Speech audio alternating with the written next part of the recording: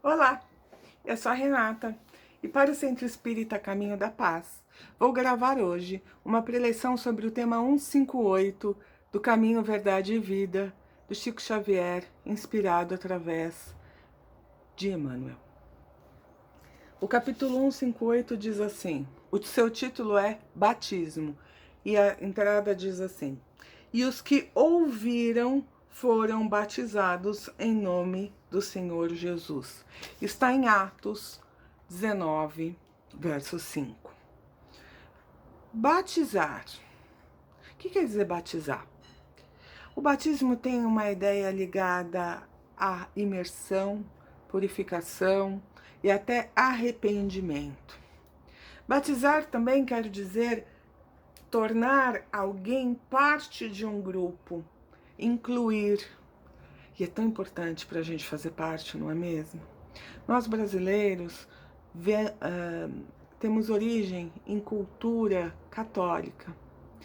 Colonizados pelos portugueses, eles trouxeram com eles a religião católica e buscaram até catequizar os nossos índios, que já tinham as suas próprias religiões. Depois também os escravos trouxeram as suas crenças, não é? E aí nós fomos aumentando o nosso caldeirão cultural religioso nesse aspecto.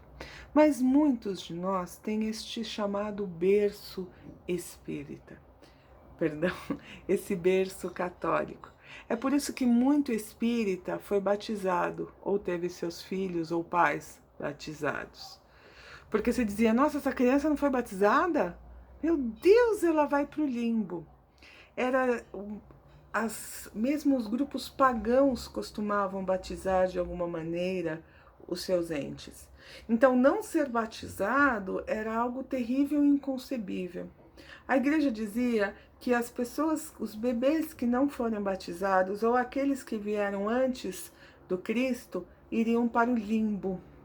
Limbo é uma região limite entre o purgatório e o inferno, onde todos aqueles que não foram batizados habitariam.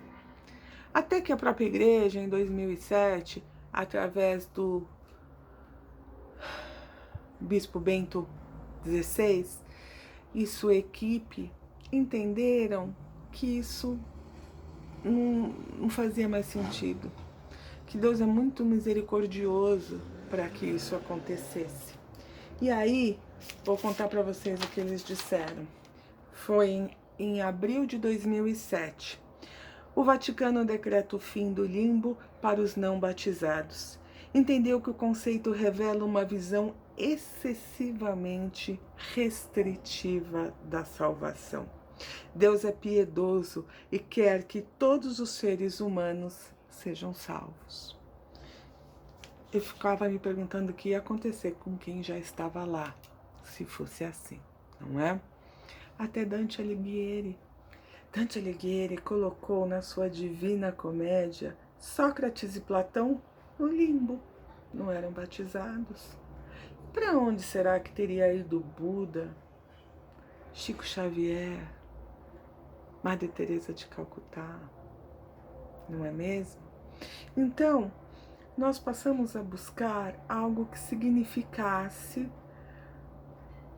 e mostrasse o amor de Deus para nós, que fizesse mais sentido, não é? Vamos ver o que João Batista nos diz? Ele mesmo, ele diz assim: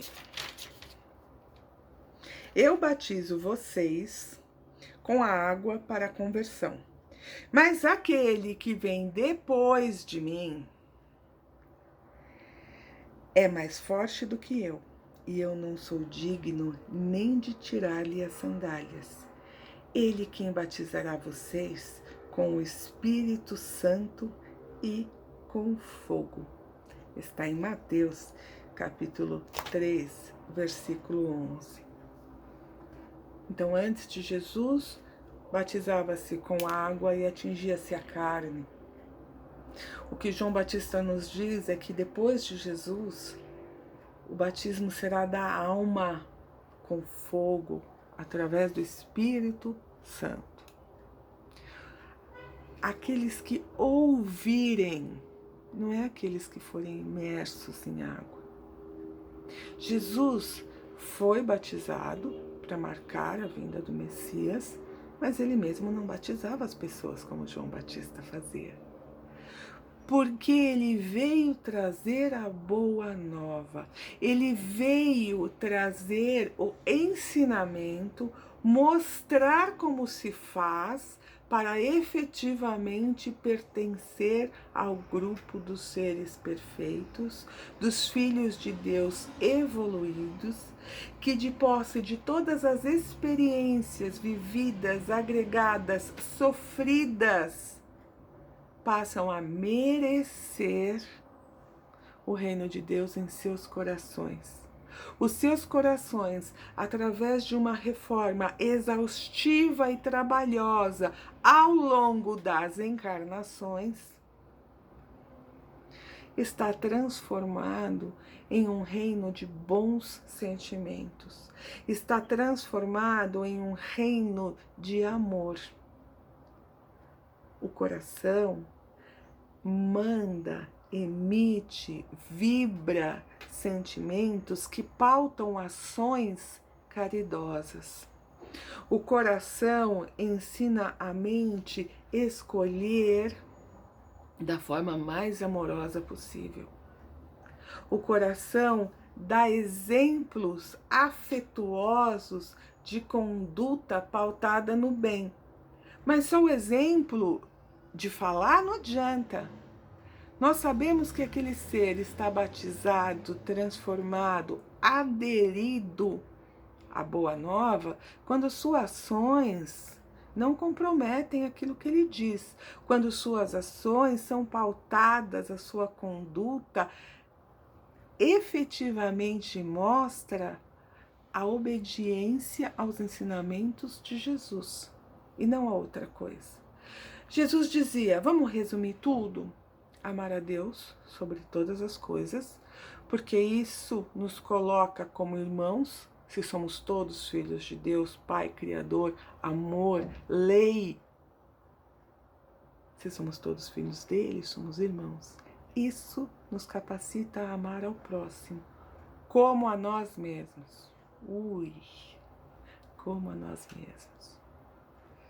Olhar com verdadeira empatia, se colocar no lugar do outro e sentir a dor do outro, entender o que o outro precisa e doar o que temos para apaziguar essa dor, apaziguar essa angústia.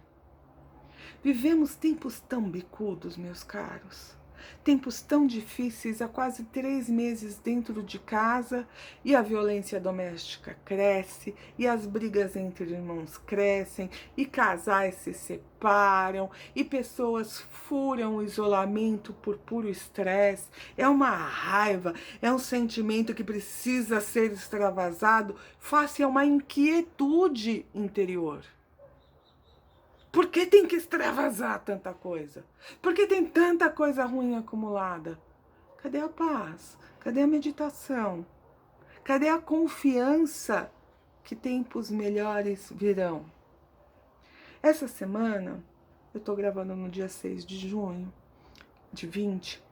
Essa semana nós tivemos um incidente muito triste com a morte de um negro nos Estados Unidos.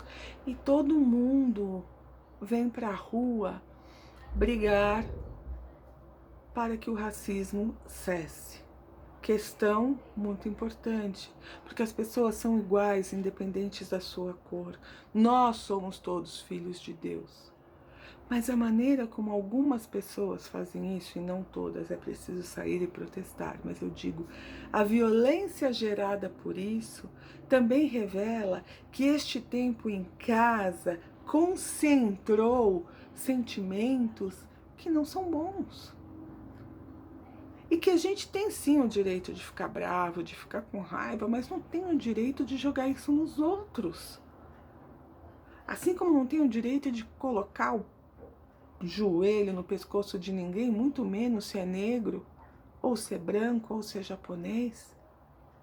Isso revela o estado estado emocional em que todos nós estamos. Violência doméstica explodiu. Brigas de irmãos, brigas de mãe e de filho. Cadê a colocação de empatia? Onde nós estamos nos colocando no lugar do outro? Onde nós estamos buscando transformar os nossos sentimentos que não são bons? Que a prova maior de transformação, de redenção do que uma epidemia como essa? Prova de mostrar o que se pode fazer pelo outro, mesmo estando em casa, dividir o pouco que se tem. Tem muita gente ficando sem teto, sem comida, sem nada. E a gente vai voltar as nossas energias para brigar com quem mora com a gente?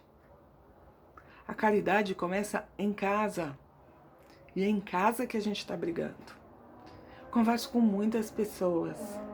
Essas chamadas em grupo têm me mantido perto de pessoas que eu via, mas que não falava com tanta frequência como eu falo agora. Buscando entender essas coisas. Preparar uma palestra, assistir uma palestra é muito importante, mas mais importante do que isso é colocar o ensinamento da palestra, o ensinamento de Jesus, em prática. Não é mergulhar a cabeça na água que vai te fazer entrar para o reino de Deus. É aceitar as regras. É a prova de fogo, é largar aquilo que é material, que é fácil, ou mesmo que é difícil, mas aquilo que é palpável por aquilo que vem do coração. Largar a mão de ser imediatista. Acreditar que nós somos espíritos eternos e que agora encarnados estamos presos, estamos em redenção, estamos para remir todos os nossos pecados, nossos atrasos, as nossas dívidas, os nossos atos insanos. E não para aumentar a lista de débitos. Agora é a hora da prova, agora é a hora do fogo. Esse planeta está em passagem para a regeneração. É mais do que claro que nós estamos em prova de fogo.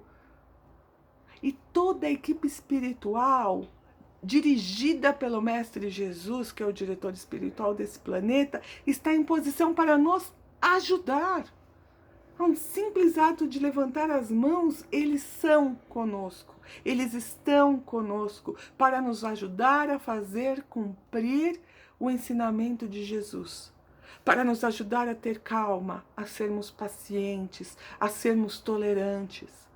Entender que está difícil ficar em casa, mas tem gente que não tem casa.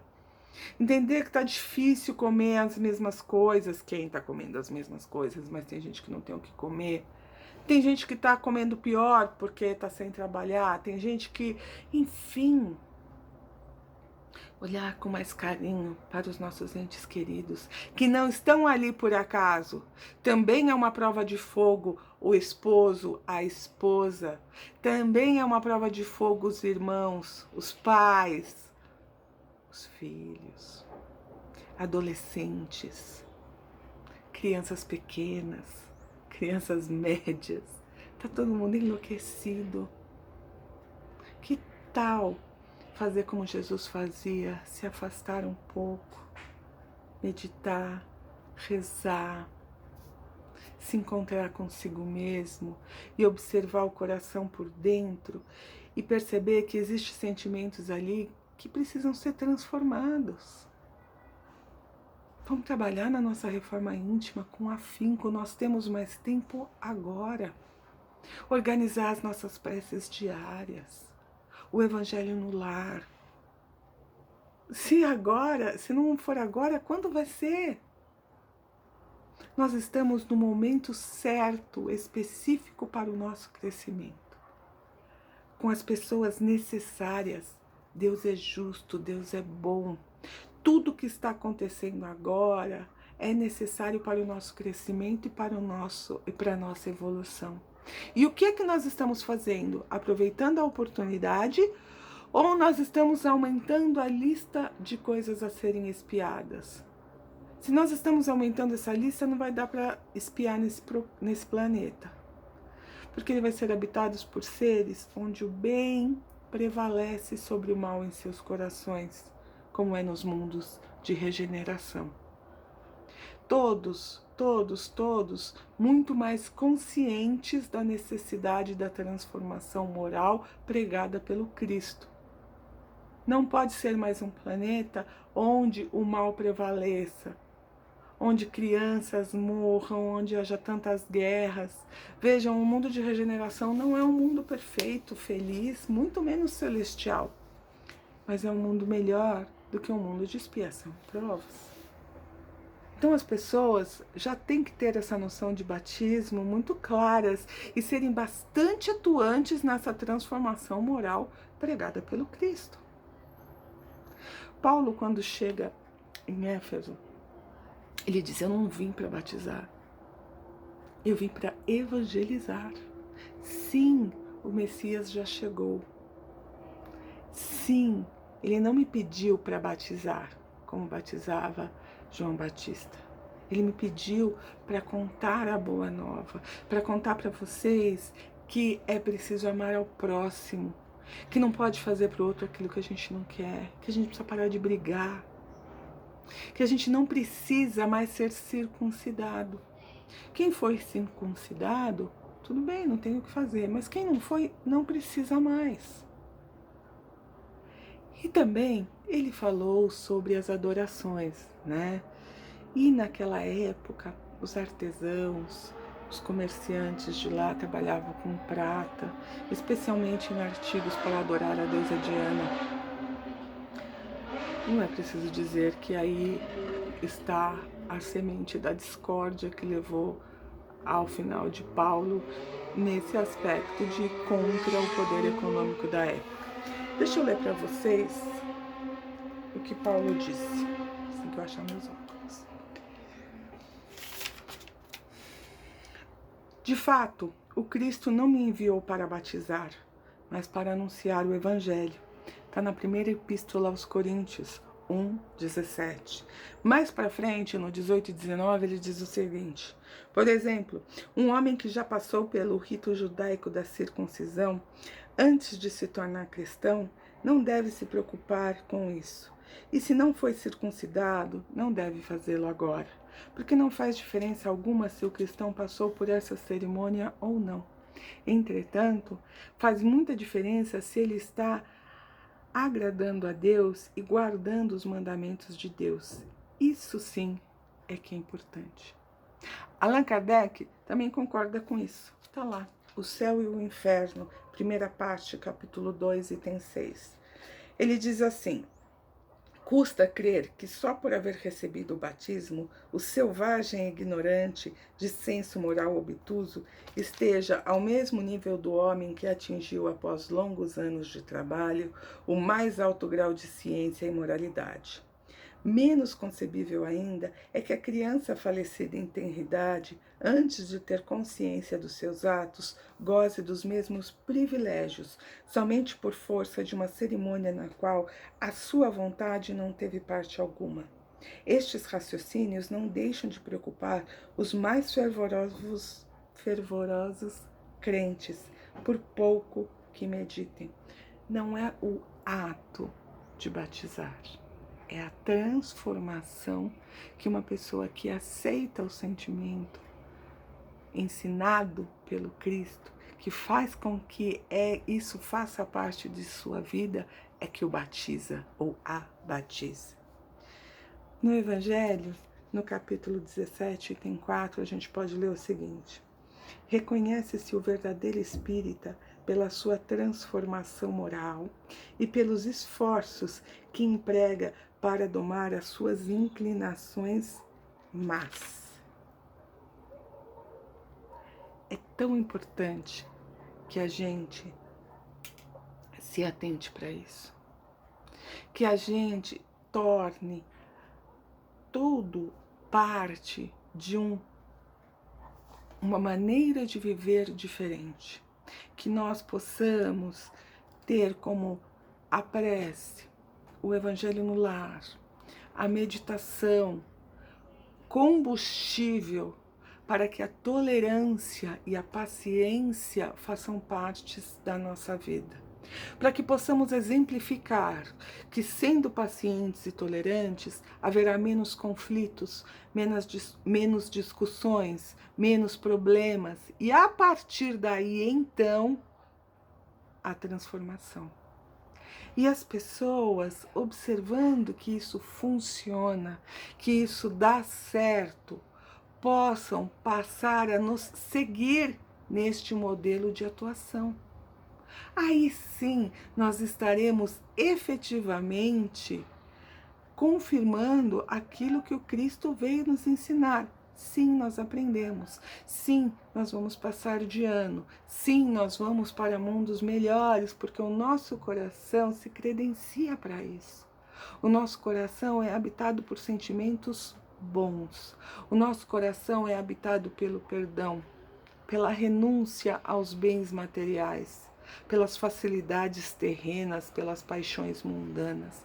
O nosso coração é habitado pelo amor e busca solenemente a integração entre as pessoas, a empatia, se colocar no lugar do outro, dando valor às suas angústias e buscando auxiliá-lo da melhor maneira possível, com o nosso carinho, com a nossa atenção, ajudando as pessoas que vivem no passado, que são vítimas da depressão, a voltarem para o presente e viverem a alegria da transformação que o Cristo promove.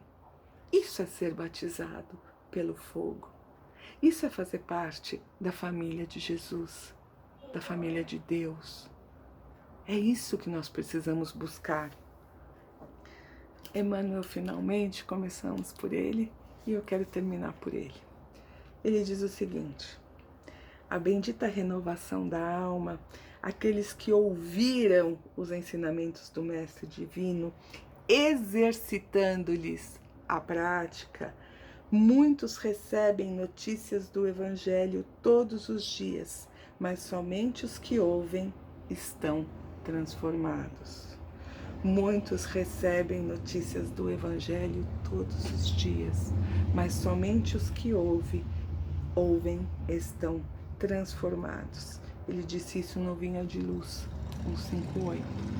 Que possamos aceitar a palavra do Cristo, que possamos fazer a nossa reforma íntima, tirando tudo que não é bom, que possamos fazer ações que confirmem essas palavras do Evangelho como norma de conduta.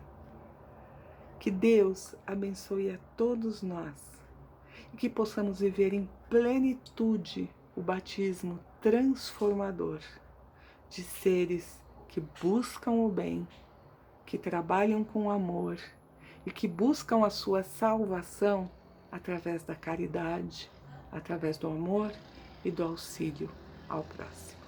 Fiquem com Deus.